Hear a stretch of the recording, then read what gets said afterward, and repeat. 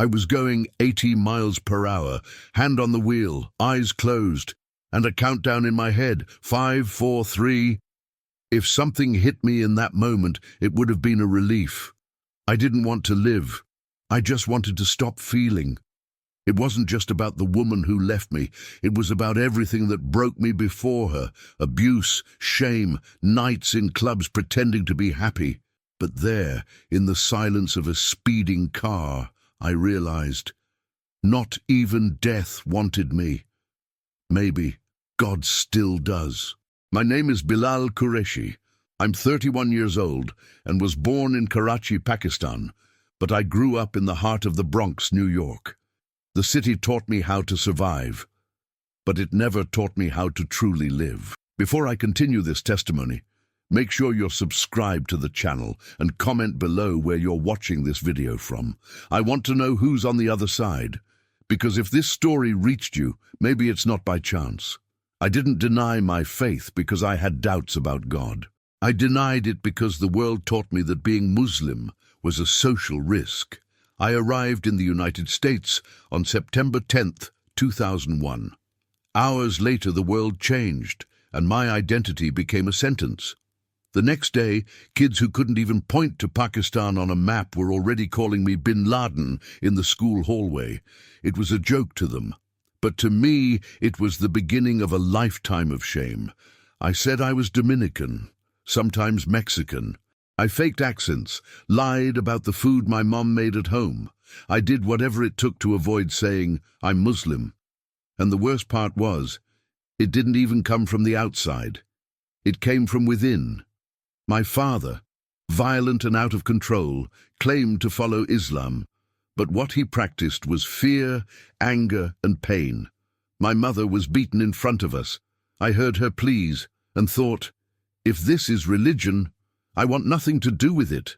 So, to survive, I learned to hide. I hid who I was. I hid my mother on the street, walking several steps ahead, as if we weren't even related. I hid my name, my origin, my soul. And in the middle of all that, I started to believe that being Muslim was the reason I was unhappy. That everything I wanted, freedom, respect, joy, was on the other side of faith. I saw Islam as a burden, a problem, a symbol chaining me to a past I wanted to erase. So I threw myself into the world.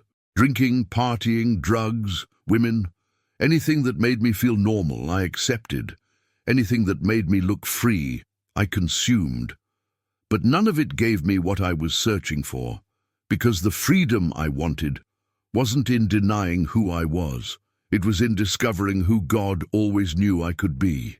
The emptiness didn't come all at once. It settled in silently. It came in the muffled screams at home. It came on the nights my mum couldn't sleep, waiting for me to come back. It came in the moments I looked in the mirror and no longer recognized myself. I was the guy who made everyone laugh, who walked into a party and was welcomed like a king. Drinks flowing, arms around me, flashing lights, and inside, a deafening silence. No one knew. But every time I smiled in public, I was just trying to forget who I was in private. My life became a cycle. By day, I ran on autopilot. By night, I drowned in what the world called happiness. Drink, sex, drugs, repeat. Drink, sex, drugs, repeat. If I wanted something, I took it. If my flesh craved it, I obeyed. Not because I was strong, but because I was too weak to fight myself. And at first it worked. The instant pleasure numbed the pain. But like every anesthetic, the effect wore off. And what's left after is always worse. I started waking up feeling filthy. Sometimes on the floor. Sometimes in beds I didn't remember lying in. I started to feel angry with myself, disgusted, a silent revulsion. But I smiled, made jokes, posted photos. Inside, I just wanted to disappear. People praised me. They said I lived the life everyone dreamed of. But no one saw me when I got home, turned on the shower and cried under the water, curled up, not knowing why. And that's when my soul screamed. Not with words, but with desperation. It screamed with insomnia, with constant headaches, with heart palpitations. It screamed with thoughts I was afraid to tell anyone.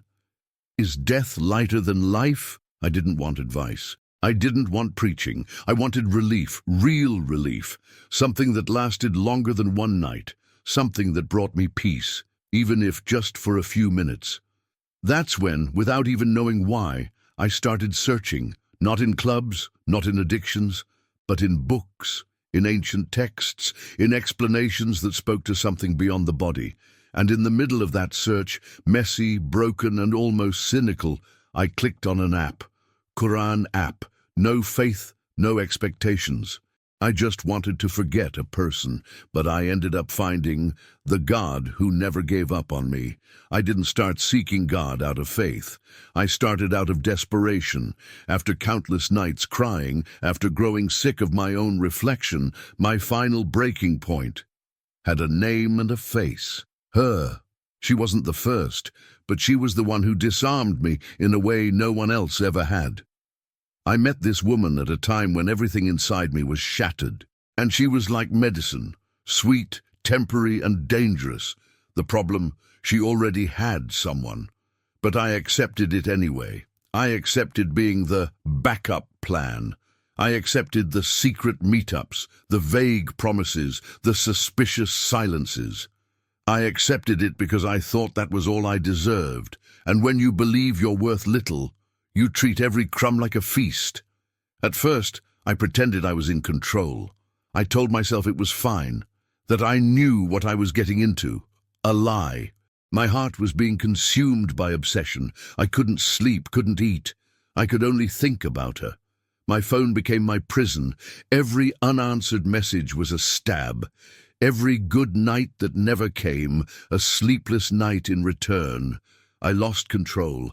Lost focus, lost sleep, lost my mind. Was I in love? Maybe, but the real word was dependency. And then she left. No warning, no explanation. She just disappeared. That's when my mind broke. I couldn't do anything without thinking of her. Even in moments of distraction, even when I laughed, even when I pretended to move on, she was there, like a ghost haunting every inch of my mind. I tried everything, deleted social media, erased photos, blocked her number, but nothing worked. She was inside me, and everything I did was just a failed attempt to erase her from my memory. And it was because of that I opened that app. The Qur'an wasn't my first choice. It was my last resort. I didn't read looking for salvation. I read trying to forget. And that's when something happened. Something no therapy, no party, no addiction had ever been able to give me. 25 minutes of silence. 25 minutes without her face in my mind. 25 minutes of real peace. 25 minutes with God. I didn't know that what I was feeling was depression. To me, it was just another bad phase, another common emptiness, another dark chapter in a life that had always had too little light. But after those 25 minutes of peace reading the Qur'an, everything became clearer. Because when the mind experiences true calm, it starts to realize how sick it really was. The next day, I didn't read, I didn't pray, I didn't open the app. I thought I could keep going without it. And that's when the thoughts came back full force. Her. The pain, the emptiness, the nausea of life. It all hit me again, like a tide waiting for one slip to drown you. I got in the shower. The water ran, but it felt like my body was frozen. I didn't cry from sadness. I cried from exhaustion. I cried like someone who doesn't want to try anymore. I sat down on the bathroom floor, curled up. And there, in the fetal position for the first time, I spoke to God, even though I didn't know it was a prayer.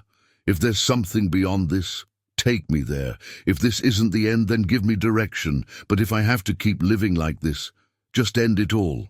And that was the moment something invisible happened. There was no light. I heard no voice, but something inside me shifted. A few days later, my mom said she was about to travel to Pakistan. Without thinking, I asked to go with her. It wasn't a planned trip. It was a disguised escape. But now I know it was God pulling me out of the pit with an invisible rope. On that plane, carrying a suitcase full of clothes and a soul full of cracks, I had no idea that the country I once fled from in shame would be the place where God would begin to rebuild me.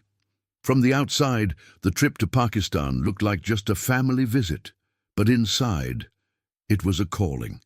Not a beautiful, organized, faith-filled calling. It was a cry for help disguised as a vacation. I arrived with a ruined soul and one constant thought: I need to understand what's happening to me. I need to find some meaning. That's where my search began, and it didn't start with Islam. I went straight for what seemed more modern: self-help books, breathing techniques, videos about energy and manifestation. I read The Secret, repeated affirmations in the mirror, asked the universe, and waited for something to change. But nothing changed. My mind kept racing. Her face was still in my head. The pain stayed untouched. So I went further. I bought books on Buddhism, chakras, and the laws of balance. I tried meditation, took deep breaths, isolated myself in silence. But when silence came, it was her who returned, and the pain with her. I started getting frustrated, thinking it was all a scam, that religion was just a human invention to manipulate the fragile. I started to believe nothing was real, that it was all illusion. I picked up a Bible, read Genesis, read about Moses. I respected it, but I wasn't moved. And then, in a nearly cynical, almost sarcastic gesture, I downloaded an app, Qur'an, English translation, just text. No mysticism, no pressure, just to see, just to test, just to see if even this Arab book would disappoint me. I started at the beginning, Al-Fatiha, then Surah Al-Baqarah, and there, for the first time, something strange happened. Not an emotion, not even a tear, just silence.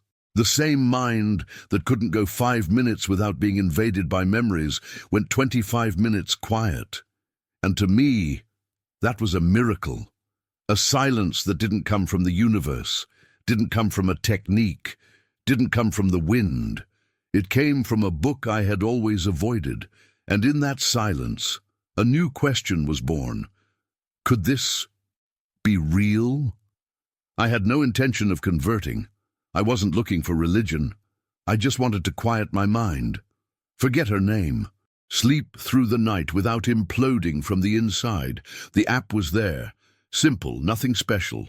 I opened it like you open anything, with no faith, no reverence, just another attempt in a long list of failed ones. I started with Al-Fatiha. The reading felt strange, blunt, unembellished, but there was something in it I couldn't explain. I kept going. I got into Al-Baqarah. Bit by bit, I sank into a text that, even translated, seemed to know exactly where my pain lived. And when I looked up from my phone, something froze me. 25 minutes had gone by. No crying, no anxiety, no image of her in my head. It was like someone had finally turned off the alarm that had been ringing inside me day and night. I didn't fully understand the text, didn't memorize verses, didn't feel some supernatural presence. But I felt something that no party, no drug, no hug or distraction had ever given me. Mental rest.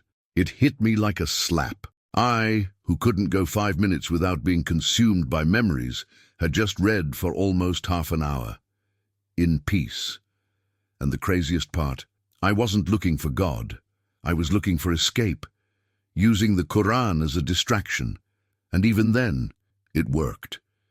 It was the first time I thought, if this is just a text, why is it healing me more than any therapy ever did?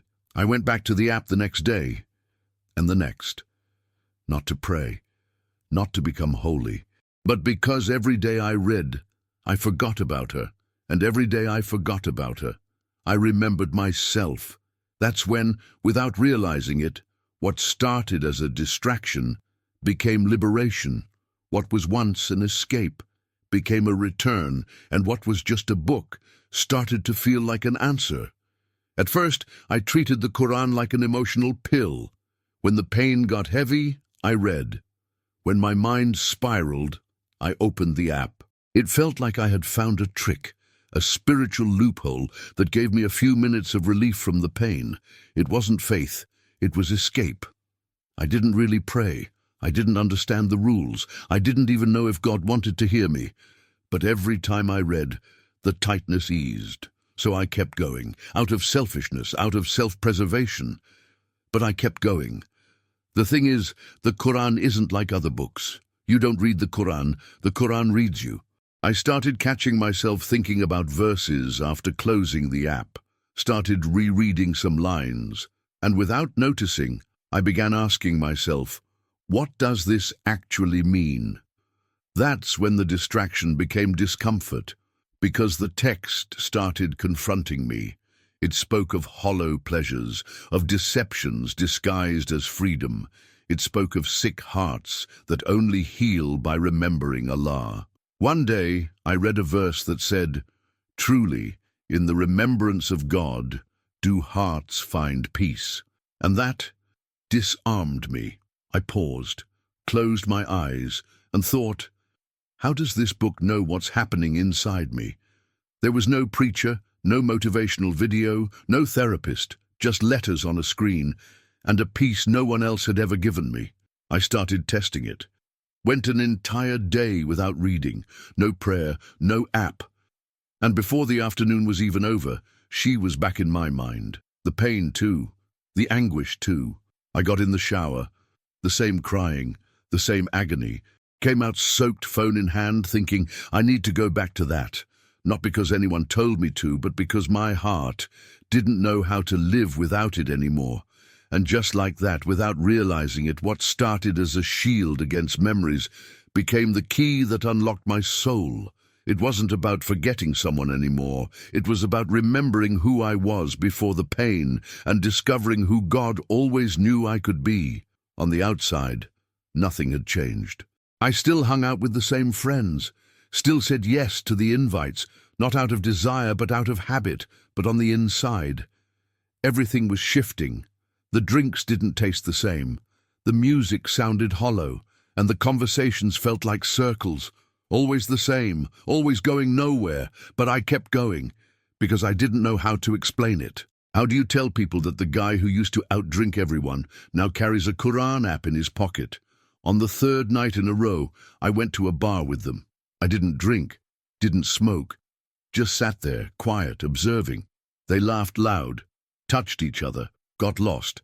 And me, I just wanted to go home. More than that, I wanted to go home and keep reading. That's when I stepped outside to breathe. Sat on the curb, hunched over, phone in hand. A woman walked up. She was alone, holding a drink, and sat beside me like she'd always known me. "You look different," she said. I smiled awkwardly. "Yeah, I'm sober." She laughed. "No, it's more than that." And I don't know why, but I started talking. I talked about God, talked about the Qur'an, talked about what I was discovering, talked about the silence that was healing me. I talked like someone who needed to be heard. She sat quiet for a while, her eyes more sober than most sober people. And then, without flinching, she asked, "Do you really believe all of this?" I paused, breathed, and answered, "Yes, for the first time in my life, yes." She gave a faint smile, then said the sentence that still echoes in my soul. "Then what are you doing here?" It hit like a sentence. I went silent, stared at the ground, and the only thing I could say was, "I don't know." That night, I never went back into the bar. I went home, closed the door, opened the app, and finally understood what Allah had been trying to tell me for days. You no longer belong to the darkness I pulled you from. Going back to New York felt like going back in time. The buildings were the same, the streets, the faces, the invites, all the same. But I wasn't the same anymore. I carried promises made in silence during Ramadan fasting. Simple promises, but life-changing. Not to abandon prayer, not to let go of the Qur'an, and not to keep pretending I was okay. My friends welcomed me with a party, literally, By day 2, there were drinks on the table, joints in their pockets, and a girl already lined up for later. The full package of the life I once called freedom. "You're acting weird," they said. "You're quiet, bro. Why are you just holding your drink? You sick or something?"